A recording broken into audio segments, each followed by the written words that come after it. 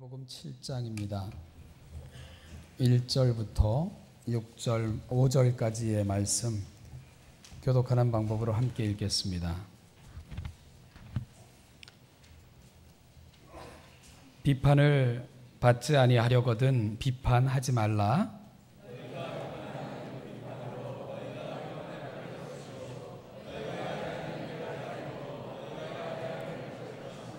어찌하여 형제의 눈 속에 있는 티는 보고 내 눈 속에 있는 들보는 깨닫지 못하느냐?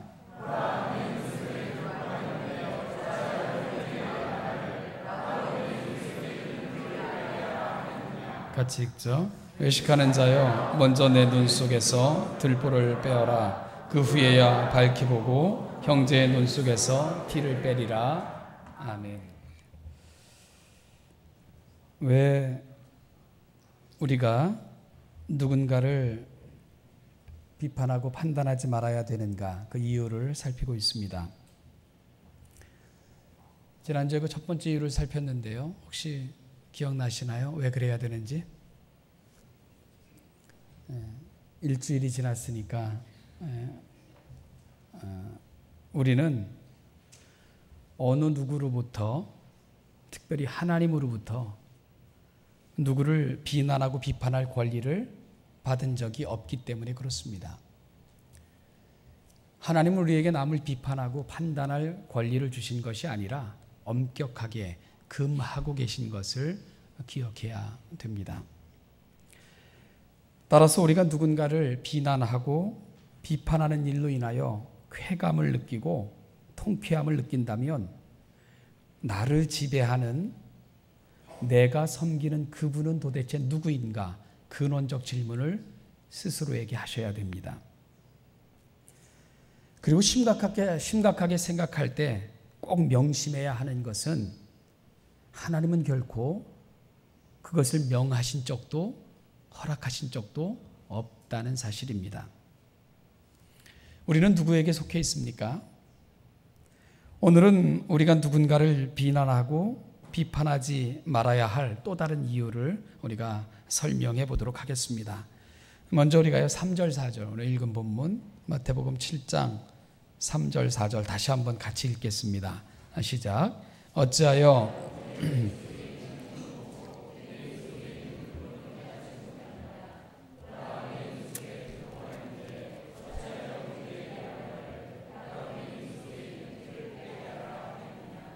아멘. 두 번째 이유, 번거롭지만 좀 따라해 보시겠습니까? 우리는 비판할 자격이 없습니다.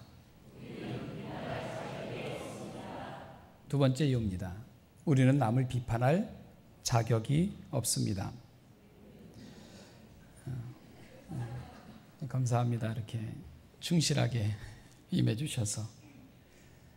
제가 외국에 있을 때요, 이렇게 운전하고 가다 보니까 앞차에 트럭이었는데 이렇게 써 있었어요. Jewish carpenter is my savior. 이렇게 써 있었습니다. 그러니까 유대인 목수는 나의 주님이시다. 그렇게 써 붙이고 다니는 트럭을 본 적이 있습니다.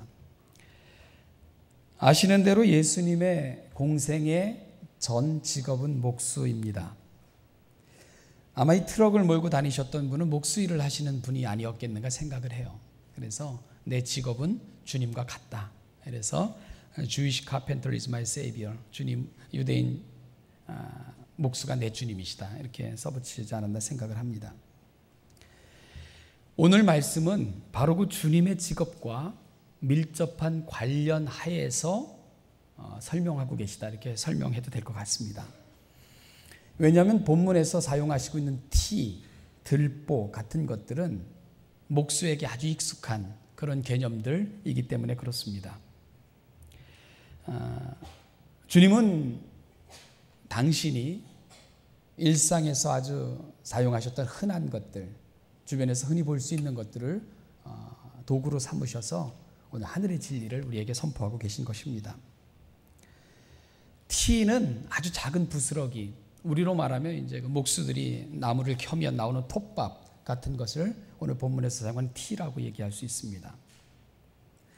반면에 들보는요, 이게 대들보를 말하는 거예요. 대들보. 큰 나무를 다듬어서 집을 떠받드는 기둥을 만들지 않습니까? 그걸 대들보라고 하는데 오늘 본문에서 사용된 들보라는 말이 대들보입니다. 대들보. 그래서 티와 들보 좀 맞지 않는 것 같아서 다른 의미가 있을까 살펴봤는데 정확하게 대들보를 말하는 거예요. 큰 제목을 말하는 겁니다. 비교가 안 되잖아요. 그죠? 톱밥과 대들보. 티는 목재를 자를 때 나오는 작은 부유물 같은 거잖아요. 들보는 바로 그 작은 티를 만드는 그 본질적 나무, 기둥 자체를 말하는 것 아니겠습니까? 주님은 지금 이 대상을 어떻게 비교하고 계신가? 우리가 좀 주목하셔야 됩니다. 티를 어디에 비유하고 있죠? 타인의 눈에 있는 그것을 티라고 설명하고 계시고요. 내 허물을 들보에 그렇게 예수님께서는 비교하고 계십니다. 내 눈 속에는 들보가 있는데 남의 눈에 티를 보면서 비난하고 비판하고 정죄하며 네 눈에 티를 제거해 라고 말하는 것이 얼마나 어리석고 못남인가 하는 것을 주님께서 오늘 우리에게 말씀하고 계십니다. 우리 속담에는 이와 비슷한 것들이 좀 있는 것 같아요. 그죠? 생각나시는 것이 있나요? 뭐 묻은 개가 똥 묻은 개가 겨 묻은 개를 나무란다. 그런 것도 있고요. 또 가랑잎이 솔잎 보고 바시락거린다고 책망한다. 누가 더 바시락거립니까? 그런 말도 있고요. 표현들이 참 정말 맛깔납니다. 그죠? 그리고 아주 분명하게 떠오르는 이미지가 있고요. 참 지혜가 있어요. 그런데 주님의 말씀은 이것보다 훨씬 더 강도가 세다는 것을 우리가 알아야 됩니다. 티와 들보를 비교하고 계시기 때문입니다. 이건 단순히 뭐가 묻고의 문제가 아니고 조금 더 시끄럽고의 문제가 아니라 아예 비교될 수 없는 것을 비교의 대상으로 사용하고 계신 것이 오늘 주님의 말씀입니다. 한 번 더 3절 4절을 보십시오. 여러분 계속해서 등장하는 말이 있죠. 어떤 말입니까? 물론 뭐 티, 들보 그런 거 계속 등장하지만 어찌하여, 그죠? 어찌하여 그 말이 계속 등장하죠. 우리말로는 3절 4절에서 어찌하여라고 번역을 했는데 이게 헬라어로는 다른 말이에요. 앞에 3절에 어찌하여는 티, 이거 신기하죠, 그죠? 헬라어로도 헬라어의 티입니다. 티, 정확하게 티. 근데 그 말이 어찌하여 라고 번역이 된 거고 4절의 어찌하여는 이게 포스라는 말, 포스. 그것도 어찌하여라고 번역이 된 겁니다. 그 앞에 있는 t라는 헬라어는 영어로 why, 왜 이렇게 번역이 되는 거고요. 이 포스라는 헬라어는 이게 감탄사의 역할을 하는 형용사인데 이 말은 어처구니 없을 때 어찌하여 뭐 그 정도 놀람 이런 걸 표현하고 있는 말이 헬라어의 포스라는 말입니다. 어떻게 이렇게 강한 그런 의구심을 나타낼 때 사용하는 단어입니다. 그러니까 여러분 3절의 어찌하여 4절의 어찌하여는 같은 어찌하여지만 강도가 점점 세지고 있는 것을 느끼게 되는 거예요. 어찌하여 그러다가 어찌하여 이렇게 이 정도의 느낌으로 해석하는 것이 맞습니다. 그러니까 주님의 당혹감, 주님의 놀람, 주님의 어이없음을 오늘 표현해 주고 있는 것이지요. 사랑하는 성도 여러분, 우리는 어떻습니까? 우리가 살아가는 모습은 주님의 어떤 반응을 불러 일으킴직합니까? 우리가 살아가는 모습을 보면서 주님께서 감동하실까요? 아니면 왜, 어찌하여 당혹해 하시고 놀라시고 어이없어 하실까? 다시 한번 좀 주님 앞에 우리 자신을 세워보는 그런 아침이 됐으면 좋겠습니다. 하나님은요, 저와 여러분들에게 복 주시기를 원하십니다. 믿으세요? 안 믿으시면 어쩔 수 없지만 믿음대로 되는 거니까요. 하나님이 우리를 자녀로 부르실 때는요, 우리를 자녀로 대하시는 거예요. 그런데 자녀가 잘 되기를 바라지 않는 부모가 어디에 있겠습니까? 하나님은 우리에게 복 주시기를 원하십니다. 제 말이 아니고요. 성경이 그렇게 써 있어요.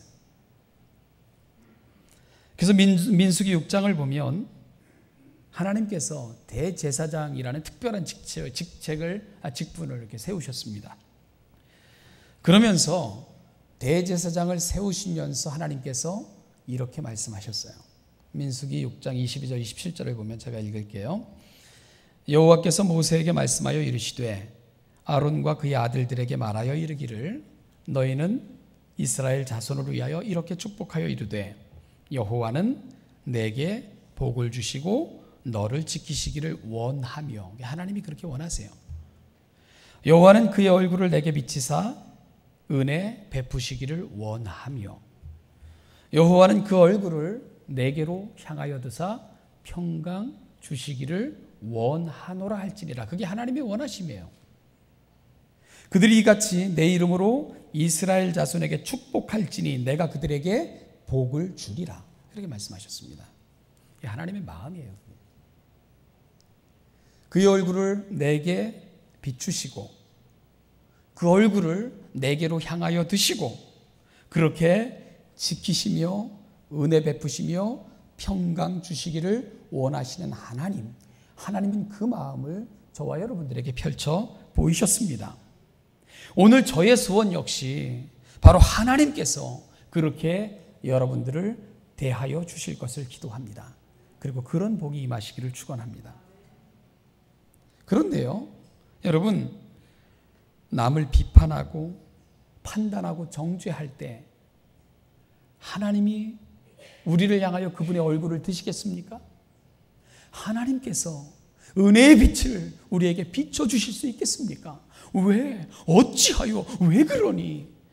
이런 하나님으로부터 은혜와 평강과 복주심이 임하겠는가? 의구심이 들지 않겠습니까? 우리를 향해 슬퍼하시는 주님의 얼굴을 보는 여러분들이 아니고 여러분들을 향하여 얼굴을 비추시고 그 얼굴을 여러분들을 향하여 드사 복 주시기를 원하시는 그 하나님을 날마다 경험하며 살아가시는 우리 신천의 성도님들 되시기를 다시 한번 축원합니다. 마지막으로 세 번째를 다루려고 합니다. 5절입니다. 5절 같이 읽죠. 다시 한번 읽겠습니다. 시작. 외식하는 자여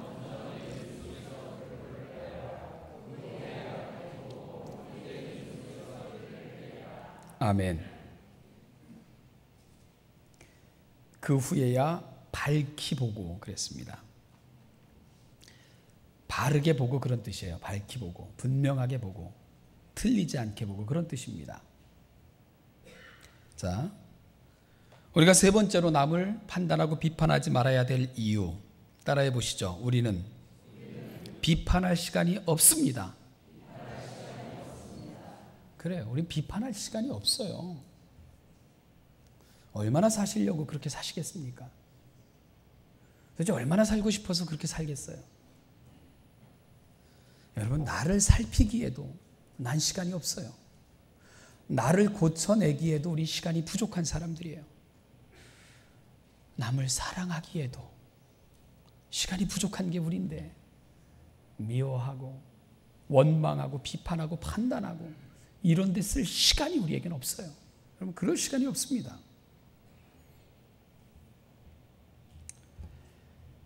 제가 오래전에 한 세미나에 이렇게 참석했던 적이 있습니다. 시절에 부목사 시절에 이제 교회에서 주었던 기회였는데 레너드라는 그 미국 목사님이 오셔서 진행하는 세미나였습니다. 교회 컨설팅에 대한 세미나였는데 그때 이제 그 메인 강사가 강의하는 중간중간에 이렇게 교회를 건강하게 세워가는 한국 목사님들의 간증과 또 그 방법을 소개하는 그런 시간들이 좀 있었어요. 그때 이 한국의 목사님 중에 한 분이 대전에서 목회하는 분이셨는데요. 나이도 좀 지긋하셨는데 오셔가지고 간증하고 그 다음에 또 이제 하나님의 은혜를 이렇게 전하시는 시간을 있었는데 제가 아주 감동을 받았습니다. 이분이 대전에서 교회를 개척하고 목회를 하시는데요. 10여 년이 지났지만 목회가 잘 안 되더래요. 잘 교회 늘지도 않고. 그러다 보니까 이 교회가 성장이 안 되고 그러니까 이제 마음속에 답답함도 있고, 그러다가 이제 자기보다 훨씬 늦게 개척했는데 잘 되는 거 보면 시기심도 일고, 마음에 심술도 생기고, 주변에 잘 되는 교회만 보면 이제 시기심이 발동하고 막 그렇게 되더래요. 그럼 인간인데 안 그러겠습니까? 그러면서 어느 순간 돌아보니까 자기가 피폐해져 있는 거예요. 피폐해져 있는 거예요. 깜짝 놀랐대요. 그래가지고요, 이러면 안 되겠다 싶어가지고 하나님 앞에 아주 크게 회개하고는, 하나님, 내가 나를 바꾸겠습니다. 그리고 어떻게 바꿨냐 하면, 대전 지역의 모든 교회의 이름, 담임 목사, 주소를 담고 있는 이 책을 가져다 놓고 이제 그 마음을 작심을 합니다. 매일 새벽마다 내가 오늘은 여기부터 여기까지 기도하겠다. 그리고 기도를 하는 거예요.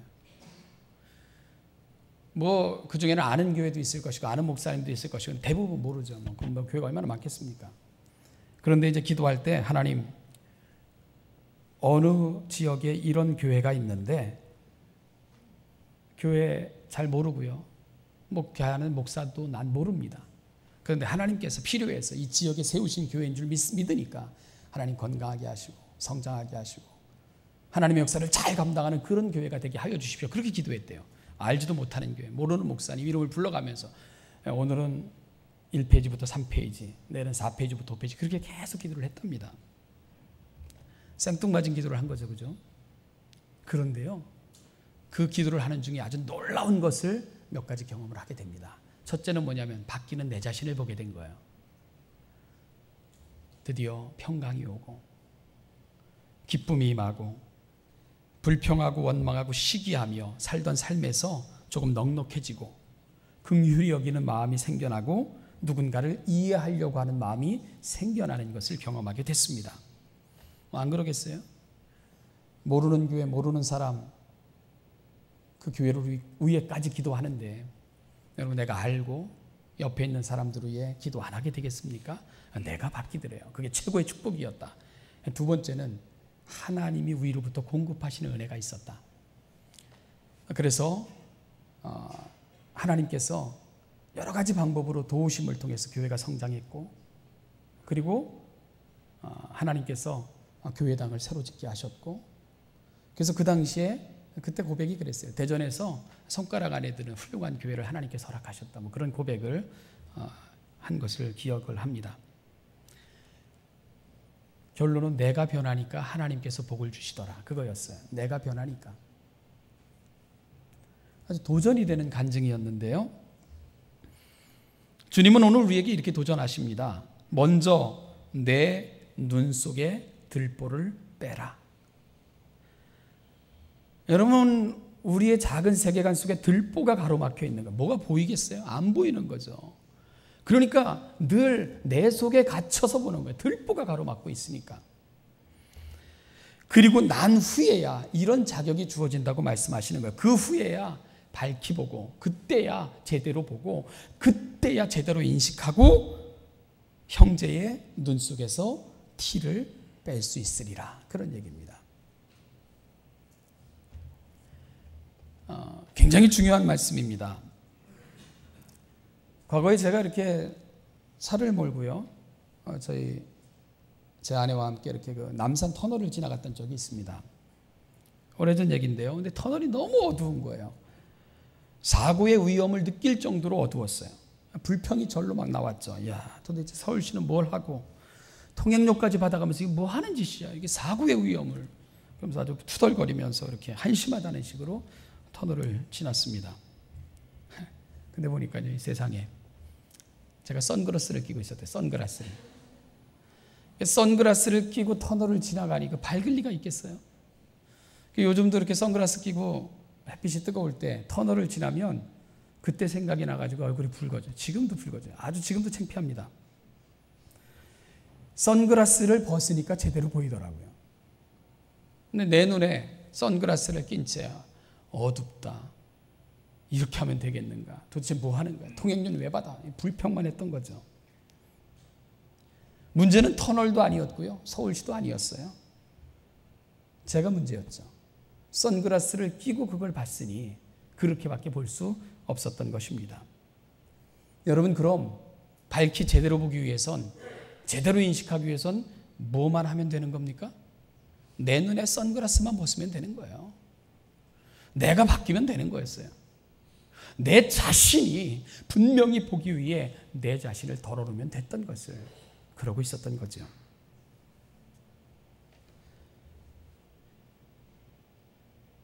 내 눈에 선글라스를 벗었는데도 그랬다면 그때는 건의할 수 있고 그때는 비평할 수 있어요. 그때는 정당한 비평 그리고 정당한 건의가 되는 거예요. 오늘 본문이 그 얘기입니다. 네 눈의 들보를 제거하면 그때야 비로소 제대로 볼 것이고 그때야 비로소 할 말이 생각날 거다. 그런 얘기입니다. 그런데요, 내 눈에 선글라스를 낀 채 어둡다, 통행료는 왜 받냐, 서울시 왜 저냐, 그건 비난인 거예요. 그건 파괴적인 겁니다. 그건 안 되는 거예요. 문제는 내 안에 있는데 그걸 못 보고 있는 거지요. 여러분, 우리 눈에 선글라스를 낀 채, 내 눈에 들보가 있는 채 그거 제거하지 않고 남을 향해 비난하고 비평하면 그건 인격 모독이 돼요. 다른 사람의 영혼을 상하게 합니다. 다른 사람의 마음에 심각한 상처를 입힐 수밖에 없습니다. 우리의 비난과 비평으로 누군가 교회를 떠났다면 여러분, 그거 어떻게 책임지시려고 그래요? 그 영혼을 어떻게 책임지실 거예요? 그건 하나님과 우리의 문제가 되는데, 한 영혼이 하나님 앞에 서느냐 안 서느냐 이런 문제가 돼버리는데 심각하지 않겠습니까? 심각한 거죠. 그래서 오늘 본문에서 자신의 눈 속에 들보를 보지 못한 채 늘 입을 열면 비난하고 비평하는 사람을 향해 외식하는 자라고 주님이 그렇게 말씀하신 거예요. 그건 단순히 너와 나의 문제가 아니라 하나님과의 문제라는 것을 오늘 주님은 분명히 지적하고 있는 것을 우리가 들을 수 있어야 됩니다. 들을 귀가 있기를 축원합니다. 외식하는 자들, 얼굴에 가면을 쓰고 연극하는 자들이란 뜻이잖아. 하나님 앞에서 너희들 그렇게 사는 거야. 이건 단순히 너와 나의 관계가 아니라 너 하나님과의 관계야. 주님은 그렇게 말씀하고 계신 것입니다. 에베소서 5장 4절 같이 읽죠. 신약성경 315페이지입니다.